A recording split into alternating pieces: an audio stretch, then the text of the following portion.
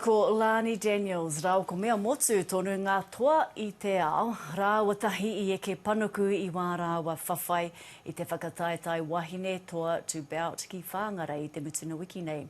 I kōrero a Mare Haimona-Riki ki te tokorua nei me o rāua kai ako I muri wā rāua whawhai. Te whiu o te hiku o te ika e horo nei. I'm bloody rough, rugged and I'm hoary. I'm from the far, far north, where they breed us different. My basketball coach was there for Northland, my schoolmates, my workmates, my high school mates, my kohanga reo mates. I am proud, I'm just blessed and I'm just so grateful that I was raised the way I was. I'm grateful to know who I am, where I come from, and pupu ai o te.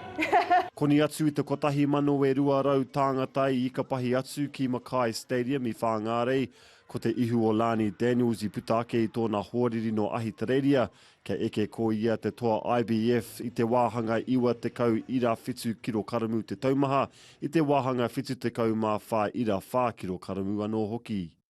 I didn't feel like it was my best performance, but I got the job done. No, pretty good. Not perfect, but that's what I expected the Australian to come on and show me what Lani needs to improve on. Ka pupuri tonu I a Motu tana tātua IBO Super Bantamweight o te ao I tana toahanga marika ki runga ake ia Chandi Mera no Inia. Glad she came all the way from India and she brought a fight, she fought hard and yeah, I'm just glad that she came and gave it all. Oh, she was wonderful, she was tough, man, she hung in there, she was hurt and she did what she could to survive, so good luck to her. I nai nei kua waru marama motu rawa ko Daniels hei toa I te ao, he mana ko nui ana raua kia tōrua hia ke taua wā kia raua. It's going to stick to the mission. We've got more bouts to collect, and that's just the goal. Keep doing what we're doing. I'm waiting. Bring on, what's her name? Rama Ali, Ali Scottney, everyone.